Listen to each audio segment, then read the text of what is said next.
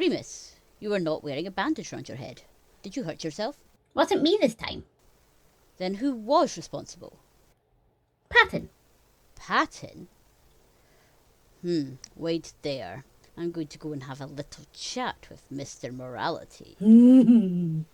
Patton was responsible for wrapping my head up in bandages after Roman threw the chair back at me.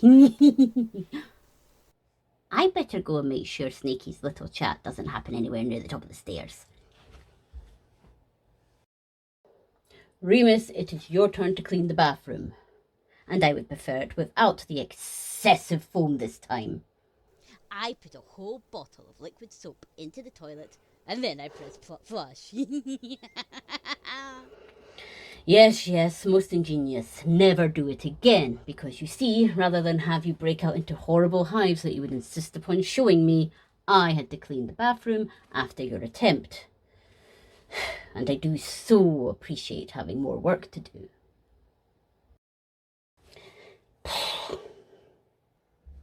Remus? I want to get Snakebutt something for his appearance day, but so far he hates every single one of my ideas. I had the audacity to not want a pair of live snakes to wear as boots. I did not fancy getting my toes, which I have, digested. Really, Remus, I would just like some peace and quiet. That is not going to happen around me, you dumbass. Oh, but I could tear out your tongue and cut it into lots of bits. Then you'd have pieces and quiet. Most people would prefer not to be maimed. I would. Understood. I shall remember this for when your own appearance day comes around. Have you thought about making Janus a... Stuff the snake! Tell me more about the maiming you'd arrange for me. I fear I have caused a distraction from the matter at hand. You're right. We should sort out Janus's gift first. It's from Logan and me. Remus was most insistent that my name was listed first. That is because boxes from Remus do not have the occasional tendency to explode. Oh.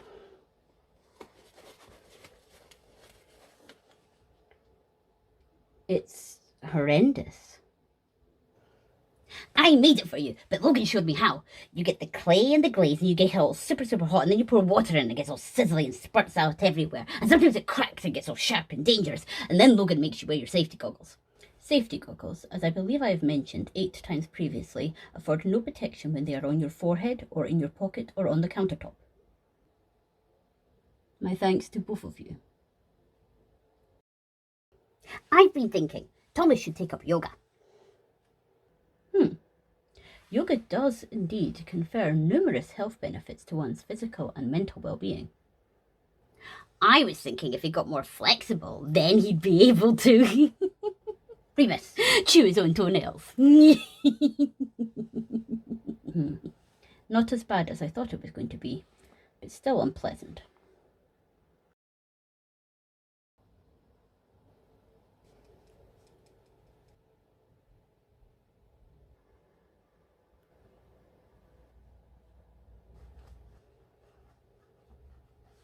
Book group is great and all, but it's kind of quiet. I do not mind the quiet. It's fine, but it is rather sedate. I can fix that. Let me just go and get my bagpipes. No. Now. Why don't we have a game night? Could be fun to all play a game together. An excellent idea, Patton. By which he means terrible. Oh. Janus makes a good point, Patton. Roman is known to get competitive during games, and Virgil can fret over every move, causing him further anxiety. Remus doesn't like to play by the rules, and Janus... Sneaky cheats like it's going out of fashion. Games are supposed to be fun, and I have the most fun when I win. Not to mention, if it's a game of strategy, Logan goes, looks up all the rules, figures out the best tactics, and wipes the floor with the rest of us. I just thought it would be nice to do something all together. Bar Munchausen! Bless you. No, it's a game. A creative game. A creative game, did you say? Yeah, me and Janus and Virgil used to play it all the time, but it's not as much fun with just two.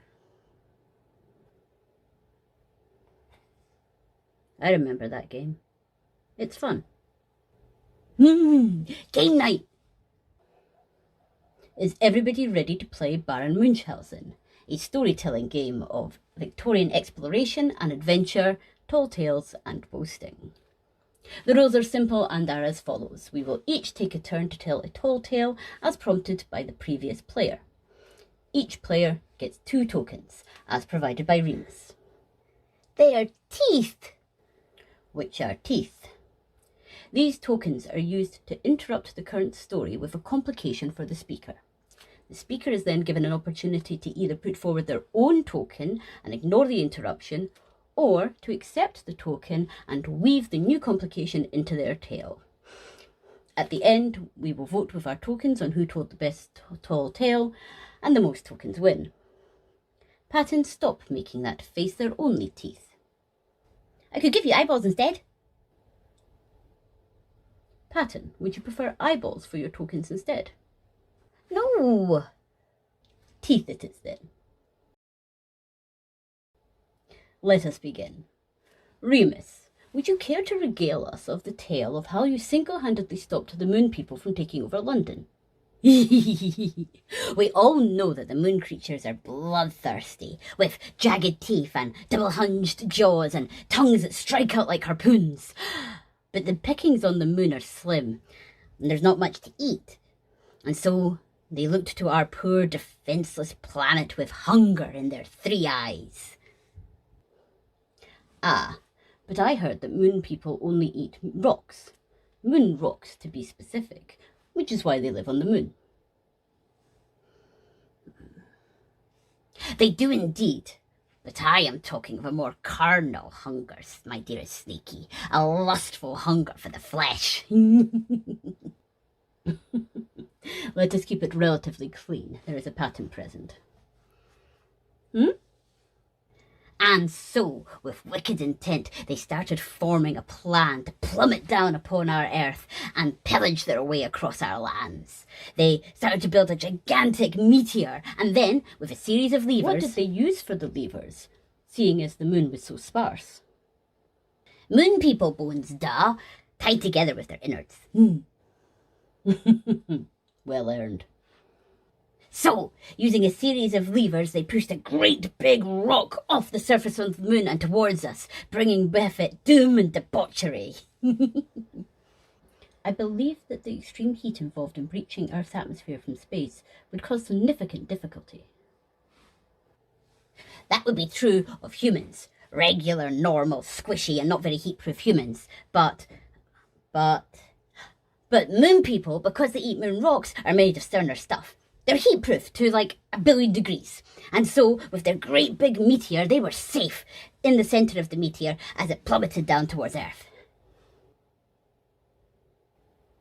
It burnt up as designed, shedding layers and layers of molten rock whilst keeping its cargo in the centre safe. They would have landed safely if I hadn't been on the top of the tower of Big Ben. I was trying to decide which direction I wanted to topple it over into, but I spotted the oncoming missile. However, whilst the meteor had been massive in terms of the moon rock people, for us, it had managed to shrink down to the size of a sort of inflated possum.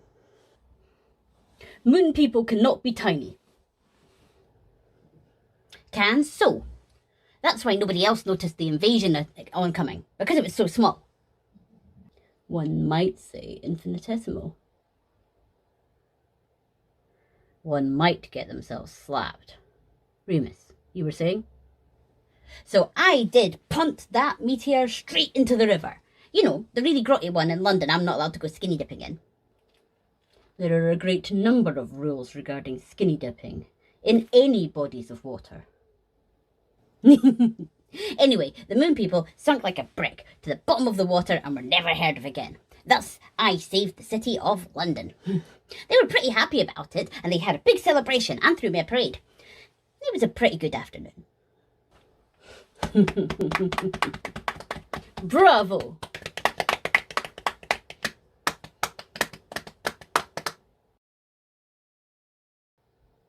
Remus has a new rule today. Remus is not to assume that just because somebody wants some alone time, they are necessarily engaged in masturbation. Furthermore, Remus is not allowed to stand at the other side of the door and yell through helpful suggestions. All right, Janus, it's your turn. Tell us how you managed to befriend the people of the Beluma, inhospitable people in an inhospitable wilderness. Ah, yes, the Belumians. A remarkable people, really. They'd have to be, considering where they lived. And of course, they kept a great deal of valuable secrets. I heard that actually they operated an open style of sharing information and technologies. This is going to be a tale of espionage and stealing secrets, and I'd thank you not to interrupt. Oh, did Snakebot run out of teeth? Too bad. Whilst a very inhospitable people, they were, apparently, very good at sharing their secrets, and as such I was approached to go and introduce myself to the people, in the interests of trading secrets and technologies. I was of course delighted to do such a thing. You, Deceit? Yes, me, as it is well known that I take delight in expending my efforts for the betterment of society, but I am also an excellent person for the task, seeing as I have a range of disguises. And so, disguised and ever so dashing, I began the perilous journey on the way to the Bilhlomian lands. I shan't bore you with the details, they have been extensively published in my memoirs, available from all good retailers. Once I arrived there, I did indeed find the Belumian people, toiling and inhospitable. Happily, I disguised myself expertly as one of them. I think I recall that the Beluma revere snakes, because one of their gods is a snake-like deity. You are correct, sir. Most astute of you. Once I was satisfied that I would be well received with my appearance, I did reveal myself in all my snake-like glory. The plans that I had to trade I produced, and while I did not say outright I was a messenger of the gods, I did allude strongly to the fact.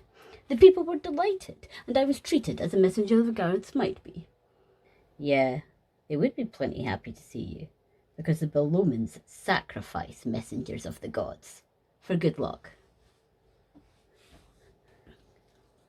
No, they don't. Oh, yes, they do. They do not. How about yes? You're out of teeth again, so Virgil's statement stands. Curses! I agreed to be sacrificed. However, woe betide me, I had left my sacrificial garments at home. This was a very unfortunate turn of events. However, I told the Belumian people that if they were to permit me to go home and retrieve the clothes, I would come back post-haste so that they could conduct their ceremony. They did not at first believe me, and so I was forced to sign a contract promising that I would indeed return and have it guaranteed. With this done, they announced me a friend for following their customs and respecting their gods and worship. But how did you get out of the contract? I signed a fake name, obviously. Thus, my tale is told. Janus, my glee at seeing you and being addressed as such holds no bounds. You haven't eaten anything out the fridge in the last, say, 2.5 hours, have you? No. Really no, or backwards no? Given that I am not currently grabbing you by the lapels and shaking an explanation out of you, you can safely assume it is not me that has eaten anything out the fridge. Well then, I've got some good news and some bad news. Oh. The good news is that you're not the one that's going to be mad at me. Yay. The bad news is I think somebody might have drank one of my experiments. It was in a bottle in the fridge, and it's not there anymore. Was it labelled? Yes. Was it accurately labelled? Yes, it's one of the rules. It said heavy water on it. Heavy water? Uh-huh. It's extra dense water. It's used in nuclear reactors to slow down the neutron absorption rate. Did I just hear the word nuclear? Remus, I keep telling you, you cannot develop mutant powers through radioactive exposure. And I keep not believing you because you're deceit and I think you just want to keep all the cool superpowers for yourself. So, you have made radioactive water? No, it's heavy water. It's not radioactive. What would happen if someone were to drink it? I don't know. That's part of the experiment. Use sandpaper. I am taking a well-deserved break in my room. Think about naked Aunt Patty. And Remus is busy circumventing his rule about yelling helpful suggestions through the door when he thinks one is self-gratifying. In order not to break the rule, he has decided to start shouting through decidedly unhelpful suggestions. Deep heat as lube. He is apparently having a terrible time of it, and I suppose it is not keeping him out of mischief for the time being.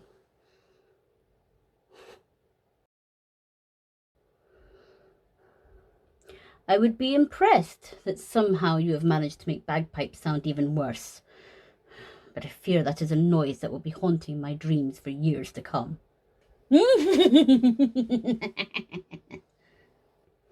Go and collect those poor little gerbils, and I shall try to coax the ones that didn't get fired across the room from the pipes. How's your week going? Mine is going splendidly. Hey, Sneaky Face. Just how badly do you want to be able to beat Logan at chess? Enough that I am willing to hear out whatever horrendous idea you might have had. So, I was reading about this high-level chess guy, and he was winning loads and loads of matches, but people thought he was cheating.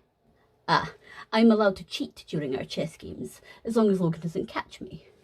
I've become quite good at placing an extra queen on the table, even if I do say so myself. Yeah. But getting back to the chess guy, nobody could figure out how he's cheating, so some folk thought he was using some sort of machine connected up to a supercomputer that was telling him how to make really good moves. Interesting.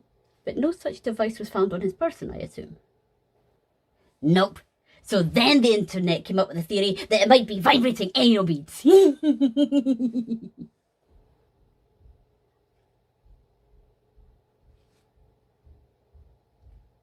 You cannot think that I would somehow agree to this. Well, it is underhanded and sneaky, but that sort of thing is not really right up your street. And it's not like it would be hard for you to learn Morse code, because you're plenty smart, and I could connect the thing up to a supercomputer, and we could get the supercomputer to predict all the bestest moves, and then it would jiggle and tell you exactly what move to make, and then you would win, and then you could gloat and be all happy. It is a very Remus-flavoured sort of plan you have conjured up there, but I'm fine without. Apparently there are some limits about what I will and will not do in order to win.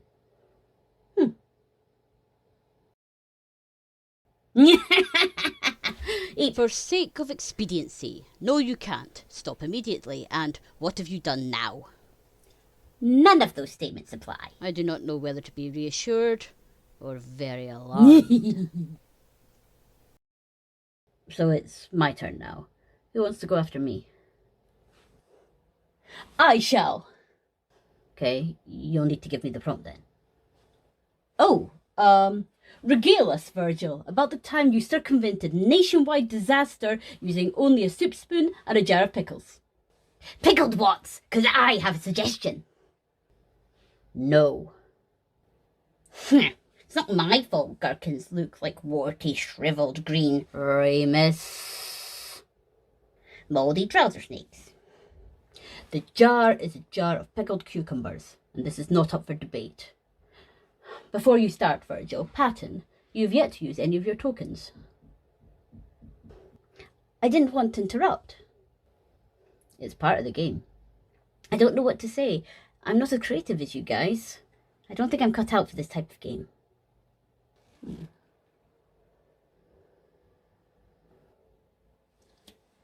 Morality. Call me Dad. No. You are morality. Why don't you try to get us to tell stories with moral messages? And your own tale could be a story trying to impart some tale of moral consequence. Okay then, but that won't break the game. Oh, definitely. Remus's tale was one of chaos, and mine was supposed to be on the positive applications of subterfuge. Virgil's is likely to be a cautionary tale of some form, and Roman's heroic in theme. Logan's story, I have no doubt, will have some sort of scientific element to it. Righty-ho! Virgil, let's hear yours. So, as you know, I'm known for my flight or fight reflex, and that got me a bit of a reputation as being a tactician. A brilliant tactician? Don't you mean coward? An alive coward, thank you very much, which is better than a dead tactician. Anyway, because of that, I was enlisted to bring peace between the Iron Fortress and the Bronze Keep. They'd been battling and fighting for years, and the constant barrages and noise was stressing everybody out.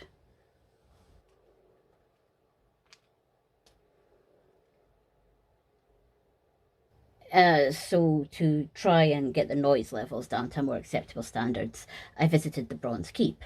They had a whole array of cannons all aimed at the fortress, and they were sure to be noisy and disruptive and wreck up everybody's sleeping patterns. But they hadn't had a lot of luck with the cannons.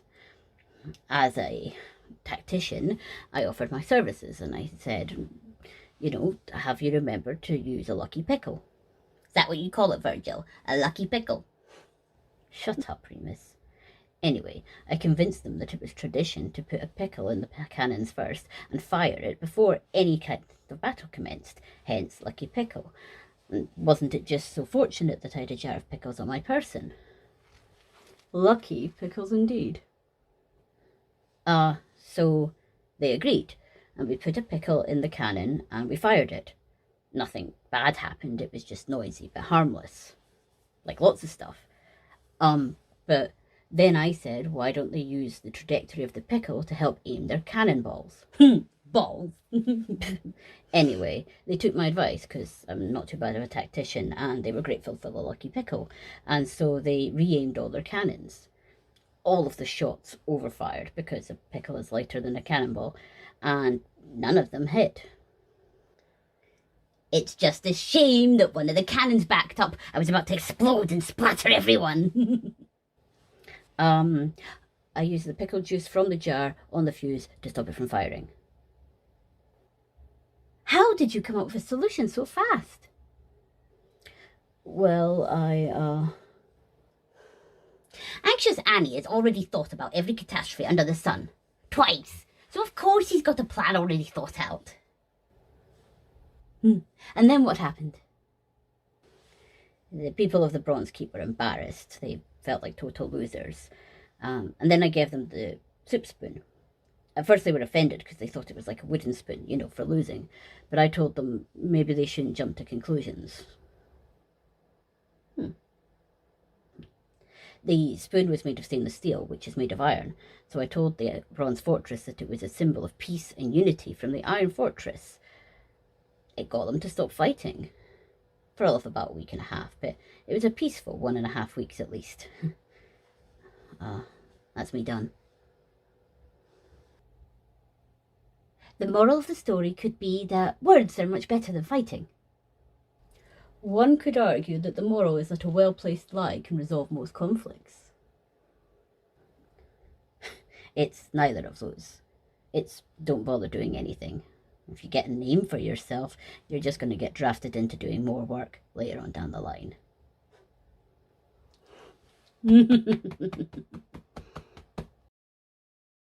Hey, Logan, do you want to hear a joke I just made up? Why did Sisyphus take a little blue pill? 'Cause he couldn't get it up. I do not get it. Are you referencing Sisyphus, the legendary Greek king who was punished by tasking him to push a boulder up a mountain till the end of time?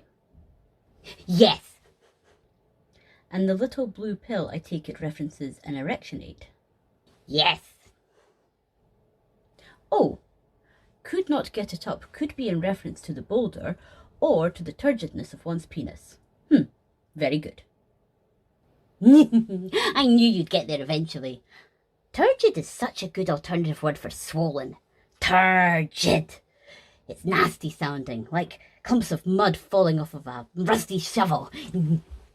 Oh, I think I feel a poem coming on. I wrote a poem. You're bad for me, but I care not. You make me turgid and get me hot. I choke on you till my throat is sore, and I long to sully you till you're no good anymore. Oh, did I forget to mention the title? It's called An Ode to Soap by Remus Sanders.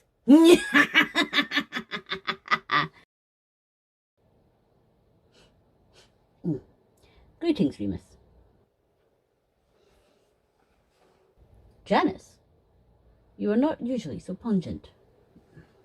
I don't want to talk about it. Very well, then.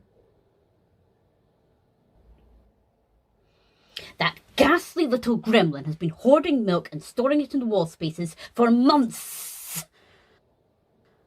He claims it is not making cheese, but it looked plenty clumpy to me. He then threw several clumps at me, claiming it to be a non-vegan alternative to a snowball fight. I haven't been able to get the stench out of my hat since. I think I may be able to help. May I inspect your hat, please?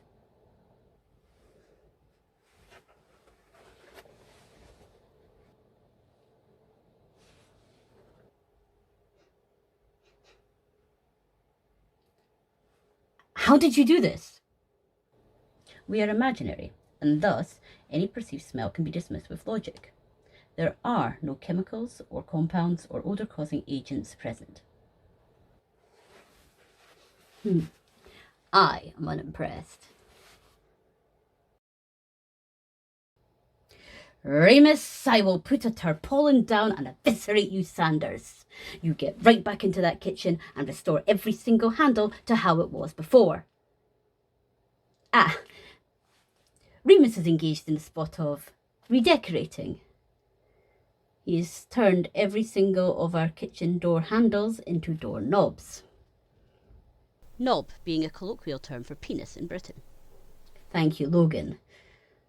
As such, I certainly want to make use of our kitchen space at the moment. Some of them were moving. It's my turn now. Padre, a prompt if you would.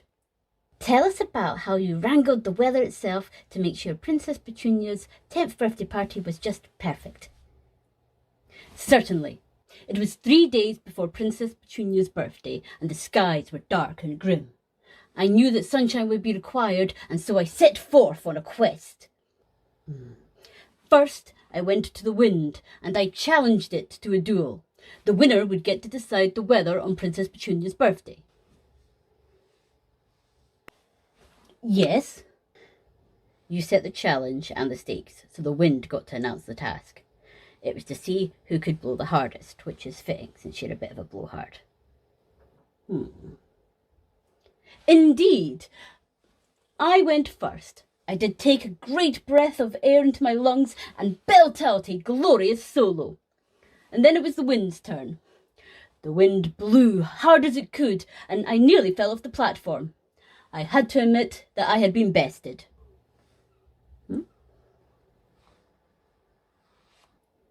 Just as I had planned. And then I went to the rain and issued forth a similar challenge. And then I remembered Remus was in the room, and no one is getting wet, no one is pissing, and no one is getting moist. We shall keep it clean. Cleaning. Rain can wash things. Thus, the challenge was to clean a wagon. 2 wagons identically besmirched in mud were rolled in, and I set about scrubbing and scrubbing until my hands were red and raw, but the wagon looked as good as new. However, the rain let loose a torrential torrent of rain, and not just washed the mud off, but some of the paint as well. Thus, it was declared the winner. I congratulated the rain on its victory and set off back towards the castle, with a smile on my face and a song in my heart. For you see, Everyone knows that you cannot trust a weather forecast. Weather reports can indeed vary in their accuracy. This is because the weather is very poor at remembering what day it is. It's why that even when it's due to be clear and sunny, it can sometimes turn out stormy. And so I instructed the castle to lay out the party decorations, the banners and the ribbons, the tables and the chairs, all one day early. Sure enough, within moments, the wind came, and it did howl a gale so fierce it nearly shook some of the windows loose. And the rain unleashed a terrible torrent, so much so that the wells and moat were filled to the brim. However, the next day, the wind was exhausted, and the rain had no more water, and thus the party was a sunny success. Bravo! And the princess was a smelly goat. What? The princess was in fact a smelly goat, the king's favourite goat, which is why he called her Princess Petunia. I did not go through all of that for a goat. Yeah, you did, because you showed that even goats get to have lovely, perfect birthdays.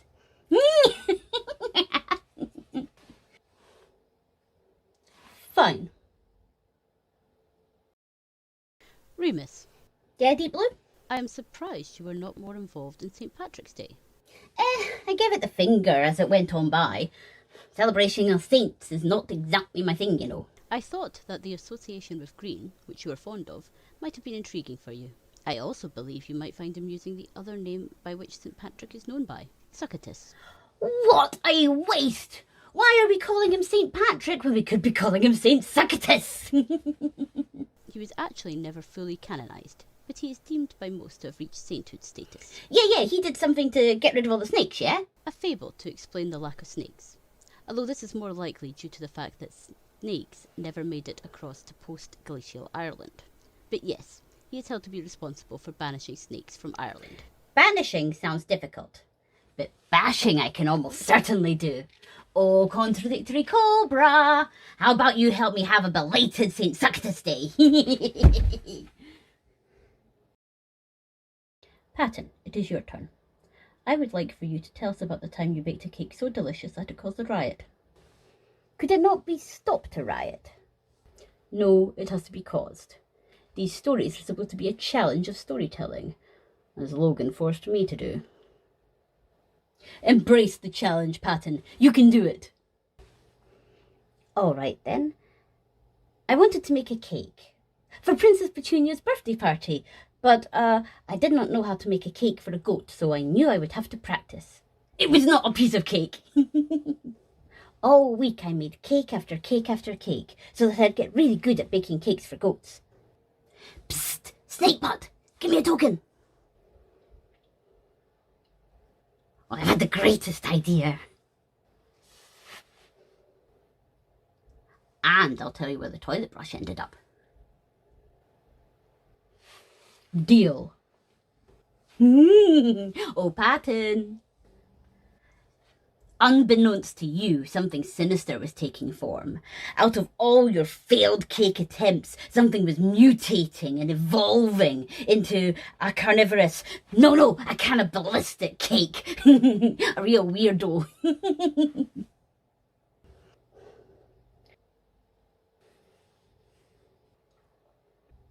It was a real shame. Because while I was in the kitchen perfecting my cake recipe, the cannibalistic cake was in the back rooms devouring all my past attempts. And it didn't stop there. The mutant cake broke out of my house and went on a crazed cake consuming rampage. Every cake for miles got eaten. It was a complete catastrophe. Deprived of their sweet treats, all the people formed a riot, and they came and knocked on my door and demanded cake. Well, the only cake I had was the one for Princess Petunia, and I couldn't give that up, not when it was so nearly perfect.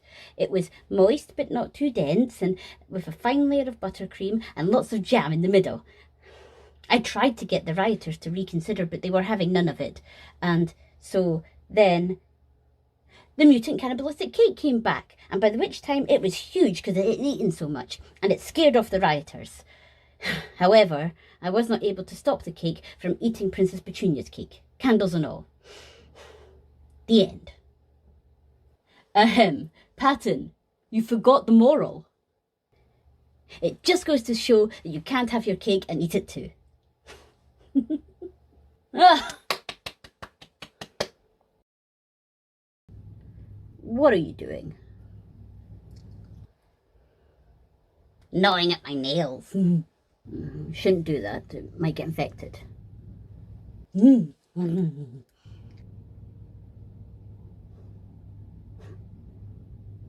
Remus?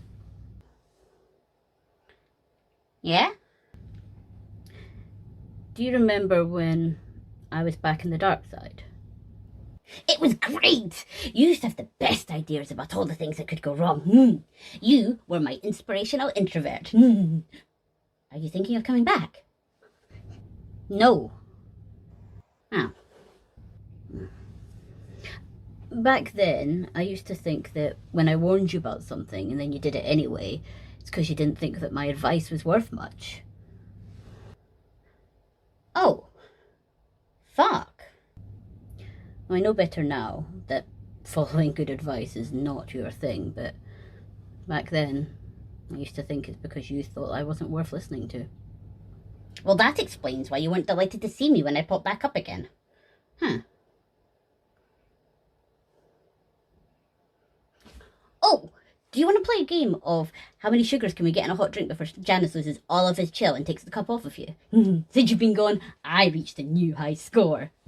12! You're on. Remus, please continue to hide in the wall spaces when I am trying to talk to you. Go sit on a cactus. I know you do not like to be fumigated, but we agreed that this was an essential biannual venture to prevent you reaching infestation status. Again. I like being infested. I am aware. Thus, as motivation for your participation, I have consulted with Logan on the topic. Oh? I have arranged that he will provide several agar culture petri dishes for you to provide a sample of your current skin growths and lesions and what have you to be studied at a later date. I am certain that Logan is going to find the results completely expected. Ooh.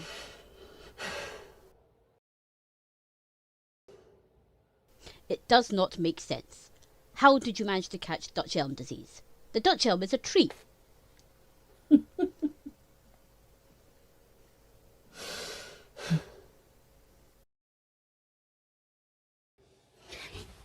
Hey all, I've got a story for you.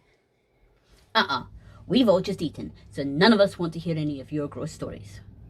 But it's a not gross story. It's a non-fiction story all about a heroic dog. A true story. Heroic? Dog? Hang on, guys. Let me just run through some checks to make sure this is a story we actually want to hear. Remus, does anything bad happen to the dog? No. And it's not part of some experimentation? No. And it actually happened? According to the New York Times newspaper. And you're sure there's no death or blood or disease or sex or anything? And despite all that, it's still a great story. I'm already regretting this, but tell your story then.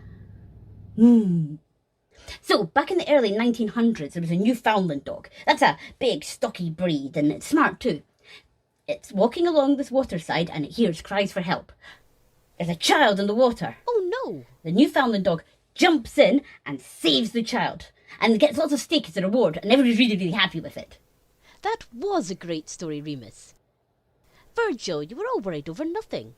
I wasn't done yet. So the doggy really enjoyed the steak, right? And so it's wondering, how can it get more steak? Well, the last time it got steak is because it pulled a child out of the water. So the dog starts wandering up and down the pier, pushing children into the water so it could rescue them and hopefully get more steak. What a great dog. Remus has been on terrible form lately. Definitely not full of energy and his own unique off-key brand of cheerfulness. As such, a new rule had to be added today. Remus is allowed a singular song to be played on repeat in a playlist as long as the playlist does not exceed 1 hour. After that, Remus must wear headphones. And the song is not allowed to be Anaconda by Nicki Minaj.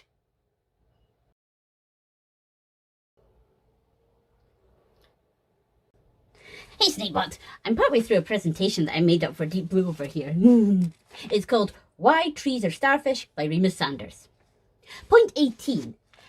Starfish don't have blood and neither do trees. Point 19.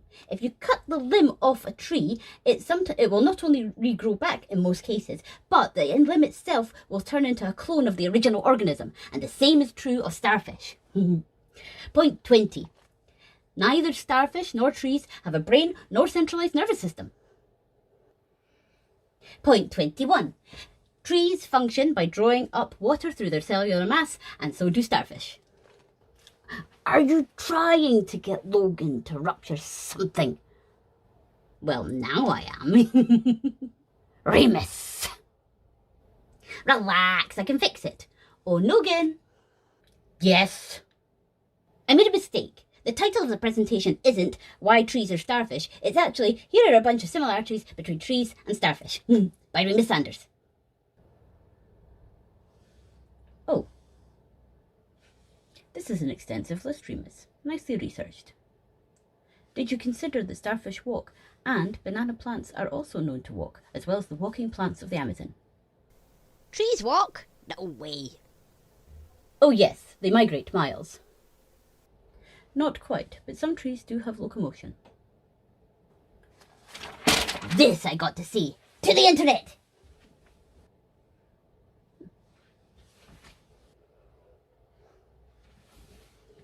And I shall file these away.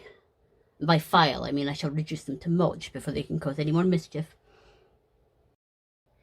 You look thirsty. Would you like some water? Certainly.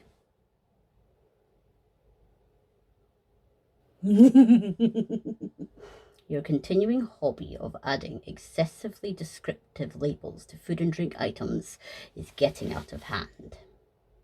But I have to label things accurately. It's one of the rules. That bottle of water has a label upon it which reads, perfectly fine and normal water that is safe to drink and contains no cyanide.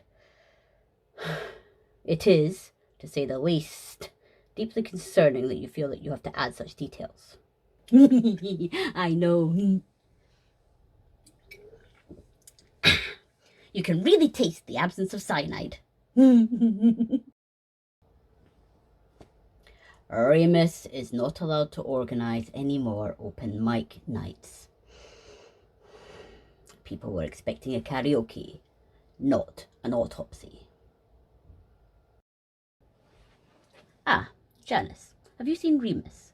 I have found these bits of paper scattered across the light side, and I believe they are pieces of Remus's artwork. I have come to return them. Strange. I've been seeing these about the place as well. What are they?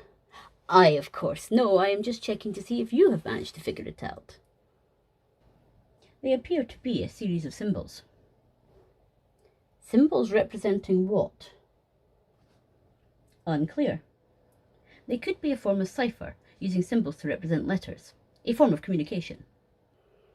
And you say he's been leaving him the light side as well as the dark side. That bodes well. He wouldn't leave his artwork lying around if not to attempt to alert her to some incredibly pleasant event that he is planning. Forewarning would be useful to ensure that I can schedule enough time to take into account whatever disruption Remus is planning. Logan, do you think we could crack this code together? We have the most intelligent side in all of the Mindscape, and yourself as well. I think we stand no chance.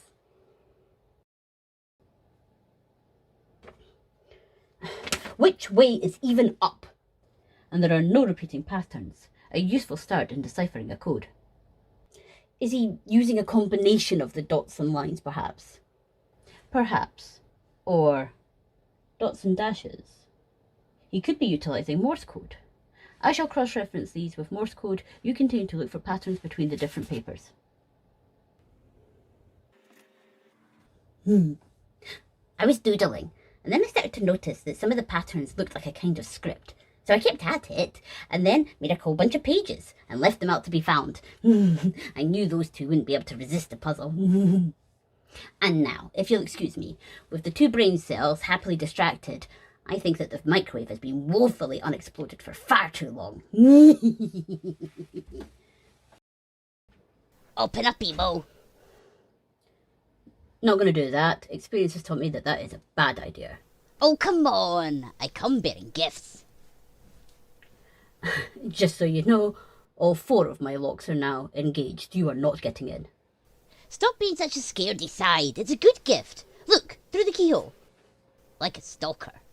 What is that? Some kind of glass case? It's food for your spider. It's a nice, plump and juicy cricket. Why is it so pale? I painted the cricket. It's Roman. You painted a cricket to look like Roman? Yeah. And now we'll feed it to your spider. And I'll do his voice. Aye, help me. No. But... No. Well, that was hardly worth teaching the cricket how to wield a tiny sword. I can't believe you tried to hit Remus over the head with your staff. I cannot believe he managed to duck in time. Damn Virgil for warning him. Janus! I assure you I have very legitimate reason to be annoyed. Remus put a whoopee cushion under my chair today. When you consider it was a prank done by Remus, well, a whoopee cushion is kind of harmless. It was filled with scorpions. Hey, Sneaky, I've had a marvellous idea. The sort I should brace for, or should I just start running away now? I mean, running is an option. Noted. Remus, my dear friend and closest confidant, why is the floor covered in bear traps? They are not bear traps. Bear traps are banned by the rulebook. They are sneaky traps. Ah. And this was your marvellous idea, I take it. Huh? No. My marvellous idea was to try and vomit up a rainbow fight at a whole bunch of flowers. Do you want to see? I think I might take my chances with the traps. Effective immediately is a new one of Remus's rules. Remus is not allowed to conjure, in public, a ball pit or plural ball pits. I'm sure you can simply not imagine why this is the case. I got a new rule because Snakebutt's allergic to fun. No more ball pits. In public at any rate. Fun fact, there are an odd number of balls in the pit. And you know what else? Good old Snakey didn't say anything about ball chasms or ball craters.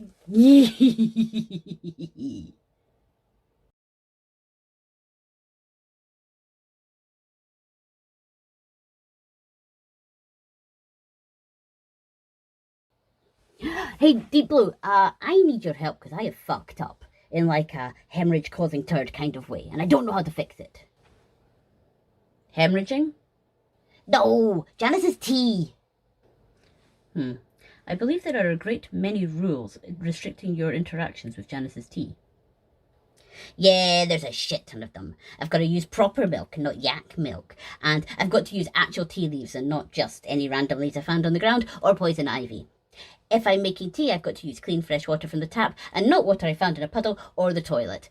And I found something that doesn't break any of the rules. And I shouldn't have done it. But I did. I replaced all of Janus's tea with decaffeinated versions. And I used fancy stuff, so you wouldn't notice. If you have indeed broken no rules, what is the issue? He didn't notice. It's been 4 days. He's been getting more and more grumpy and getting headaches because of the caffeine withdrawals, so he's been drinking loads more tea, but it's all decaffeinated.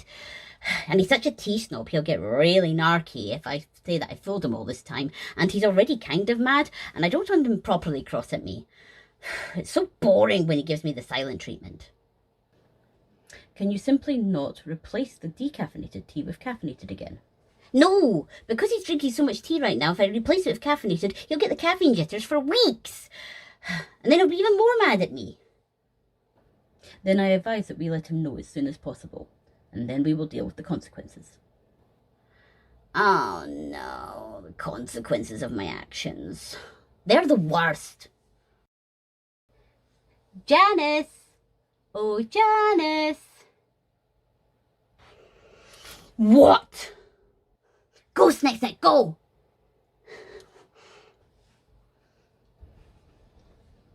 Janus, Remus has something to tell you, and I hope that you will listen and... Logan, switch your tea for decaf. Bye! What? Whilst that is the gist of the information that you needed to hear, Remus has unfortunately confused one critical factor. Snack, continue to hold me. I am not going to do some very violent things. I believe Remus might have had the right idea in retreating from the situation. It's your turn, Logan. I want you to tell us all about the time you plunged deep into the dark and dank. Remus, get your mind out of the gutter, Sanders. Ocean. Further than anyone has done ever before. I take it that my fabrication should boast, in pseudo-Victorian fashion, a range of feats that I have not actually accomplished. In not so many words, no. For sake of clarity, yes. Boast away! Inspired by the tale of 20,000 Leagues Under the Sea, I did design and construct an underwater vessel that I might conduct my own research into the dark and mysterious depths. I gathered a crew of the most stalwart of souls, and after the appropriate safety checks had been passed, we set off on our journey under the water. Hey, Robro. What? I want one of your tokens. Absolutely not. I'll tell you what actually happened to the toilet brush and its current location. What? All right then. Everything was going swimmingly.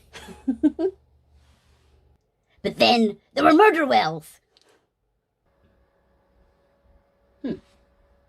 Murder whales, like their inspiration, which I assume are killer whales. Murder whales, like their counterpart, are misnamed. Killer whales are not actually whales, but instead a type of dolphin.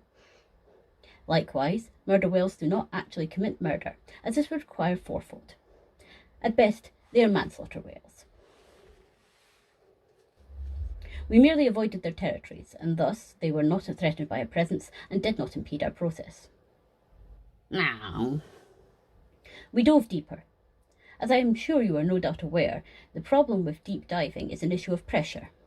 And so, I went to each and every one of the members of my crew and informed them they were doing a satisfactory job and were appreciated. Thus, they no longer felt the stresses and strains of the mission, and with the pressure alleviated, we were able to continue our journey. Was that a pun? No. It was an advanced form of wordplay known as zeugma, highly superior to a pun. Zeugma refers to a word or phrase that can be applied in multiple meanings within a single sentence. For example, John and his driving license were both expired. Thank you, Remus. Thus, we had reached our goal of 4,001 leagues deep and began to collect our samples. But your challenge was to go deeper than anybody before. Even I know that 20,000 is a bigger number than 4,001. Never mind that I was inspired by the fictional novel 20,000 Leagues Under the Sea. In the book, the 20,000 leagues refers to the total distance travelled and not the depth. Now at our destination, my crew and I set about the exciting task of recording and surveying and taking multiple samples of this new and unexplored region. Once we were satisfied there were no faults in our data sets, we gathered our supplies and began the return journey. Through the murder whale territory? alas, taking us back through Murderwell territory. One large murder whale was particularly incensed by our presence and charged. I commanded my crew to steer our ship deeper again, back into the areas of increased pressure. This caused the murder whale to implode, crushed by the pressure. We, of course, took further samples, and then we steered for home after a safe and successful scientific expedition. Well, we have had a range of extraordinary tales, and now it becomes time to announce the winner. It is, unsurprisingly, me, as I have the most tokens. Hold on, you missed the voting part. Did I? Yeah, you did. Besides, you do not have the most tokens. Never mind the stupid cheat, Snake. Everyone, get all of your tokens and give them to the tall tale that you like the best. All of them, Janus. I can see you hiding more than a few up your sleeve. I thought the pattern told the best tale because his descriptions of the cake made my mouth water, and it had the best moral at the end. I like Deep Blues the best because you made a murder whale go. My favourite story was Virgil's. I have a deep appreciation that you took into account the differences in object density in calculating the trajectory from the cannons. I vote for Roman because he told a great story. It was kind of different to hear you not just win at everything. Maybe you're not such a blowhard after all. I think I liked Remus's story the best because you stopped a hostile takeover rather than starting one. I am giving my tokens to Virgil, as I absolutely hated the deceptive elements to his tale.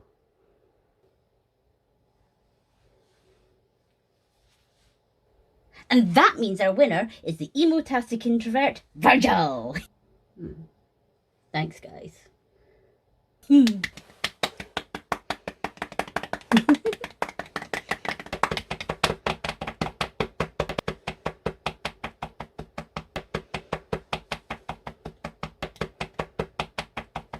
So, who's up for round 2?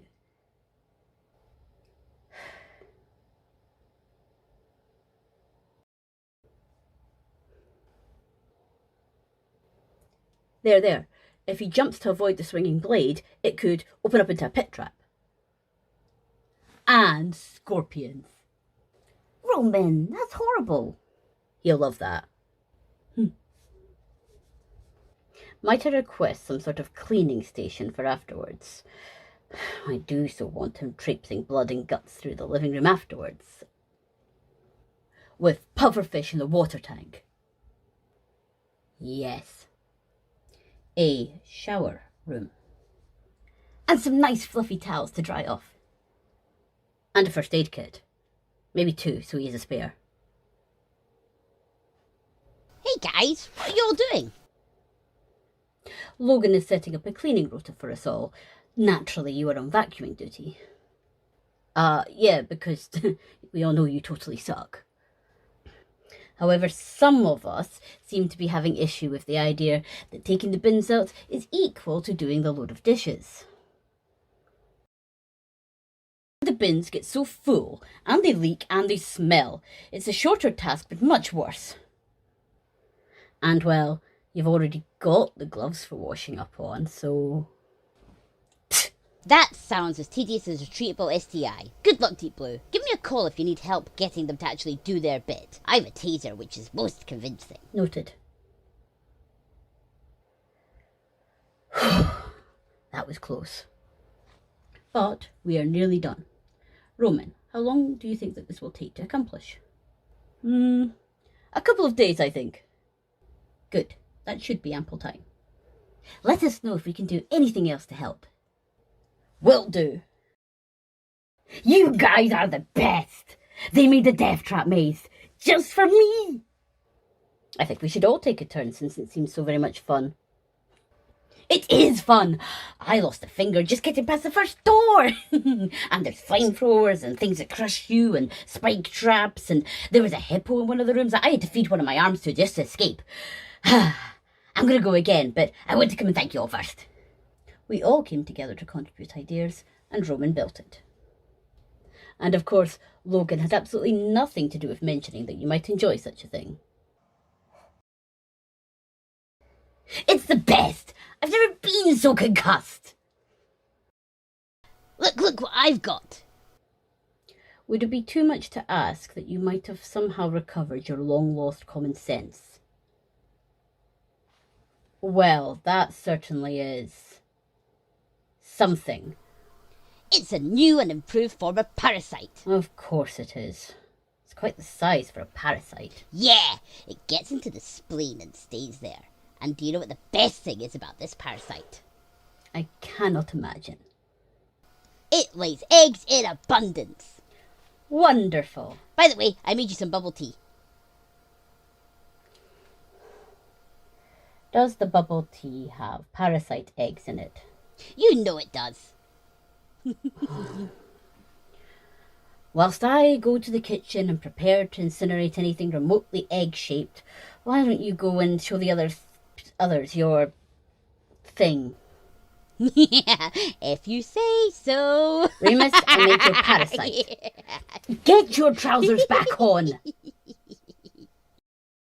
Janus, are you ready for another round of cheater chess? No. Even though you are allowed to cheat as long as I do not catch you, your chess game has improved, Janus. You win the majority of most of our games, though. As Patton would say, winning isn't everything. Before we begin, more tea? Please.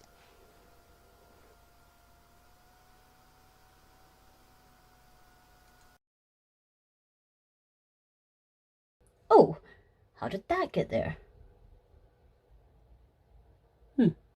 Remus, no one wants to see what colour of underwear you have on. Sanders!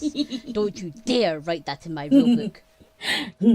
Janus isn't allowed to pretend like he would never, ever microwave a cup of cold tea when I totally caught him at it. I was distracted. By you! No sense in letting the tea go to waste. I'ma tell Roman.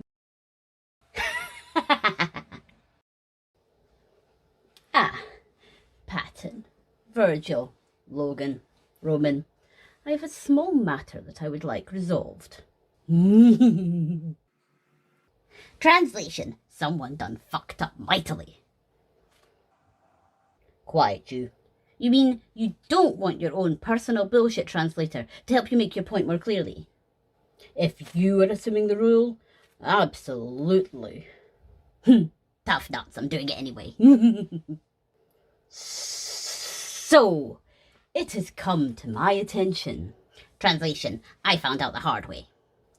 That Remus has acquired a new book. That Remus got his hands on a copy of Pliny the Elder's Encyclopedia. It is a book of very accurate information and not at all dangerous assumptions about the world, stated as fact.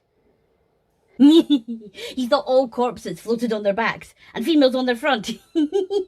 And he really hated moles, both the little beastie and the skin condition, because he suggested lead as a topical treatment. As you can see, this has left Remus completely bereft of brand new ways to cause chaos. Translation. Remus tested out the theory about corpses and found it to be total crap. I, Janus, would have preferred if he didn't use a multitude of tiny little bodies and the toilet for this experiment.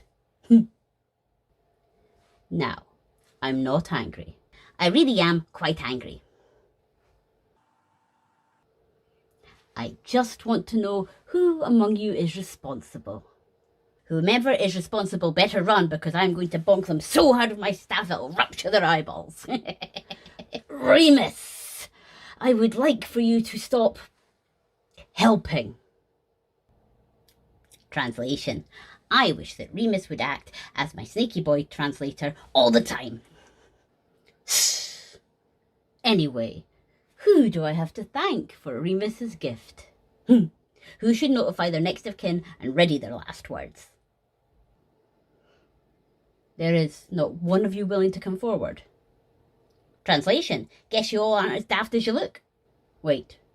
Where is Logan? safely stowed away in my Auntie Janus bunker. I told him I'd distract you while he made a getaway. Distractions are my speciality. It was the least I could do after he suggested the book to me. It's got so much weird and great stuff in it. Hey, Robro. Hello, Remus. What you doing? I am making a picnic. See, I have the basket and lots of goodies and treats inside. And then Patton suggested we do it with the plushies. Like a teddy bear's picnic sort of thing. You didn't invite Snakebutt, did you? I figured it would be best to leave him out of it. He gets so annoyed whenever the plushies are mentioned. Yeah, he'd likely go in a sulk. Did you want to come along, Remus? No! You'd be all boring and not let me drown any puppies in nearby water sources or smear jam on my face to attract bees. But if you're having a picnic, I have something that'd be helpful. Here. What are those? Dry ice packs. Solid carbon dioxide. They're really, really cold, so don't touch them with your bare skin unless you want burns and blisters. Or do touch them with your bare skin, because then you'll get the most amazing burns and blisters. What are they for? Well, they're really, really cold, so they'll help keep your food and drink nice and cool for your picnic. And here's the best bit. When you're done with all your food and drink, you can pour water on the dry ice, and it makes this horrible, thick smog cloud. Are they dangerous? Well, not unless you eat it, or touch it, or stick it up your bum. But if you handle it safely, it's very safe. I am not convinced. I swear, regularly and with gusto, that it's perfectly safe as long as you're sensible with it, and it will do a really good job in keeping your food and drink cool. Thank you, Remus. This is going to be great for our picnic. You're welcome. Remus! It sounds that the others have concluded their picnic, and by Roman's tone I assume that whatever ghastly surprise you had arranged has taken place. Oh, that is a lot of bug bites. Wowee, you are covered in polka dot pustules. Patton, please stop scratching. You really should, or it'll get infected. That's if we don't already have Lyme disease, or Rocky Mountain spot fever, or tick-borne relapsing fever. What happened? That monster set upon us a swarm of plague-like proportions. Did not. I've been sat here with Janus the whole day. He has not. Then why did every single bug and beastie, critter and creepy crawly from miles around invite themselves to our picnic? I can answer that. Remus supplied some dry ice, solid carbon dioxide, which exists in a frozen state. The endothermic reaction served well to keep our picnic chilled. Patton stopped scratching. I can still feel them all over me. Unfortunately, most blood-sucking insects are attracted to carbon dioxide, usually exhaled in breath, which our picnic became a concentrated source of due to the dry ice packs. There should have been no blood-sucking insects. Oh, I fixed that for you months ago, bro. Your ecosystem was fucked. There were no parasites, or wasps, or bloodsuckers, or anything. You cad! Well, I'm absolutely devastated I didn't get an invitation now. Hey, kiddo, what's wrong? I'm pissed off at a certain sneaky someone, and I was going to show him just exactly how peeved I am, but he's hidden my chainsaw, which is why I'm so sneak-skinningly mad at him. Which one? The rusty one. My favourite. Maybe we can figure out some words that might be better to use instead. Okay, how about the word Ebola? Oh, and putrid. Rotten blood seeping from every orifice. That's a good try. What do we say when someone upsets us? I will eviscerate you and everyone who ever loved you. And their pets. No, we don't say that. Oh, yes, I do. He does. Come to think of it, you've been getting on a lot better with Janus lately, haven't you, patty cakes? How about I go get Logan and Roman and we all help search for your chainsaw? I'm going to find some rust-proof gloves for when we find it. One of the rules that I have written for Remus. Remus is not allowed to trim his fingernails using the garbage disposal. Now, where do we keep the mop and bucket? This has not been conducive to productivity for the last 2 hours and 25 minutes. Personally, I blame Patton. Patton, I do not see how he can possibly be responsible. He said he was looking forward to a quiet afternoon. That sort of talk is clear invitation for Remus to interfere. Oh, I shall pass this on to Patton for future reference. Oh, look, Remus has found a new mouthpiece. Oh, goody. Brace for more bagpipes. There's a new rule. Remus is not allowed to fish for compliments. Just because I used a harpoon that one time. There's a weird smell around here and I don't like it. It could be mold or rising damp. Kiddo, I found the problem. There's a leak in the pipes under the sink. I hope that when I open the cupboard under the sink, I do not find a vegetable there. I smell chaos. Oh, it is not chaos, Remus. It is just a small situation with a leaking pipe. Oh, sounds like a job for my cock. Remus, for the last time, you cannot fix a leaking pipe by sticking your bits into it. No, he is right. Caulk does seem to be an appropriate solution here. Logan! Caulk. C-A-U-L-K. It is a sealant. It is waterproof and often used to seal pipes. You only have that stuff because of the name, right? Wrong. I also like to fill up my socks and put my feet in. It's super squidgy. Kiddos, the pipe? I shall fix it. Good as new and even better. But I require a boon in return. Uh-oh. I have learnt that I ought to ask what sort of thing I'm agreeing to before agreeing. Very admirable, Patton.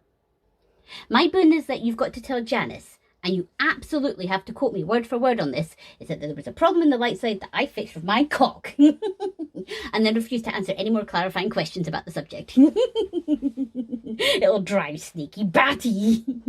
Well, we don't want Janus to feel upset, so... Deal. Now get right to work. Oi, you. I've got a bone to break with you. You've been going around telling everyone that you deserve a medal for putting up with me.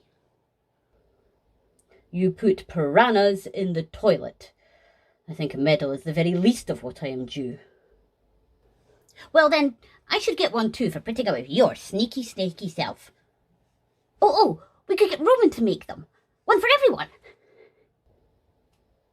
And one for Patton, for pun making, and one for Logan, for learning what infinitesimal means. And lastly, Roman, for making all the medals. Feels like a stupid participation award if everyone gets one. Do you wish to return yours, earned for eyeshadow achievements? That's not what I said. Thought not. Thanks, Pat! Patton? Oh, Logan, I think we finally made a breakthrough with Remus. He came and asked me about the moral implications of an experiment he wanted to do. I would like for you to expand upon exactly what you discussed. Well, first he came and asked me about the implications of obtaining piranha solution. Oh, Newton. No, I checked. Piranha solution is not made from dissolving piranhas in a liquid until it reaches saturation point. Yes, and so, since no living animals are harmed in the production of the piranha solution, I am deemed morally and ethically A-OK. Normally that would be completely correct. However, it grieves me to inform you that Remus has been looking for an excuse to experiment with piranha solution. Namely, what would happen if you added a piranha to piranha solution? And what would happen if you put a piranha into piranha solution? Chemically, since a solution is a term for a liquid that has been saturated in a particular substance, nothing should occur if you add more of that substance. For example, if you were to add more salt to a salt solution, since the solution is already saturated with salt, additional salt would have no impact. So the piranha would be fine then? However, piranha solution, as you've correctly ascertained, does not involve piranhas in its production.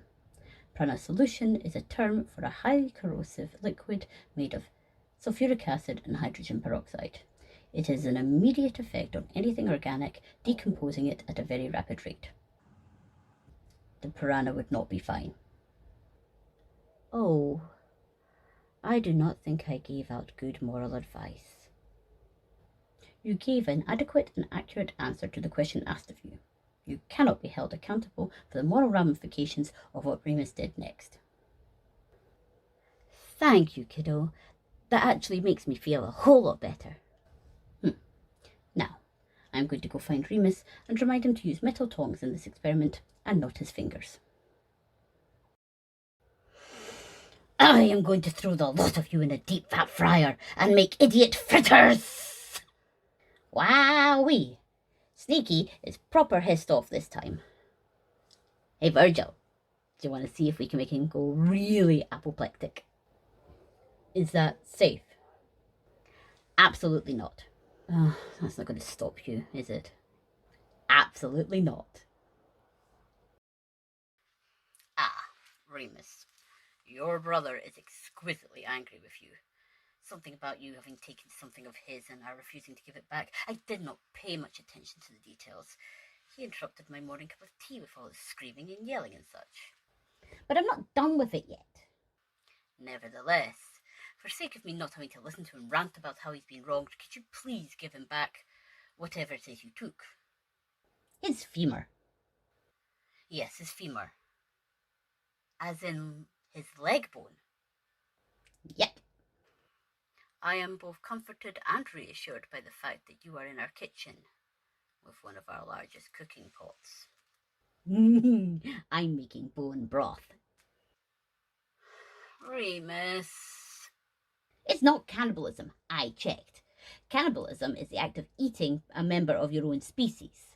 I don't intend to eat any bit of Roman. I'm going to slurp it. Oh, it's so peaceful and quiet.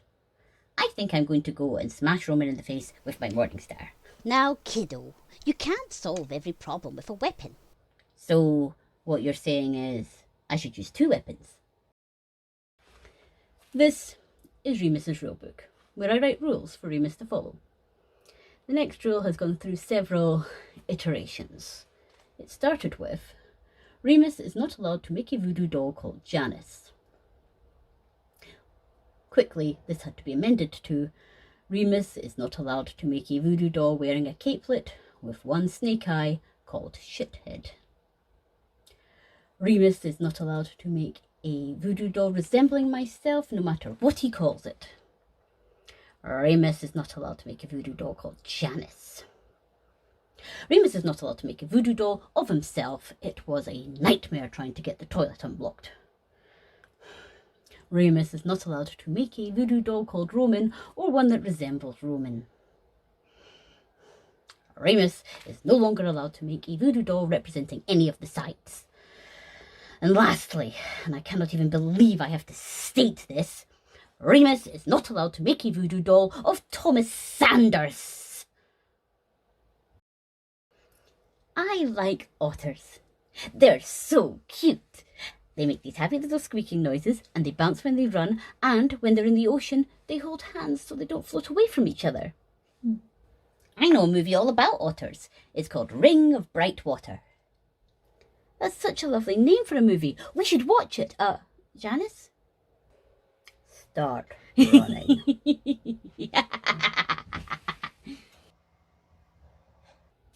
That particular movie pattern has such a happy outcome for the otter that I think you would cherish it forevermore. Oh, goody! Let's watch it tonight. Alas, every single copy of that particular movie was destroyed in a terrible fire. Watching it is now impossible. Such a shame. Oh. Now, if you'll excuse me, I'm going to go and have a word with Remus about his choice of movie recommendations. Janus, it's so late and I can't sleep. Read me a bedtime story. Come on, Virgil did one for the Ornatus Showman. Then perhaps you ought to go and ask Virgil to tell you a bedtime story. I thought about that, but he's already asleep. Fine. Once upon a time, there was a horrible goblin of a man. He smelled like wet dog and mouldy cheese, and had all the common sense of a toddler with a chainsaw. Was the chainsaw rusty? The chainsaw was so very rusty that one might contract tetanus just from looking at it. One day, the horrible goblin man was committing what fresh crimes he might commit that day, and he started an internet trend of eating the most out-of-date thing you could find in your cupboards. Are you telling the story, or am I? I'm taking over. It'll be better that way. And so the Goblin Man sought to spread his trend through all of the internet tubes, and soon it was everywhere. And then people were getting really sick from eating the out-of-date food. And of course they were filming it all, so they were vomiting everywhere, and anybody that listened to it felt ill, and it was really gross and disgusting and vile and...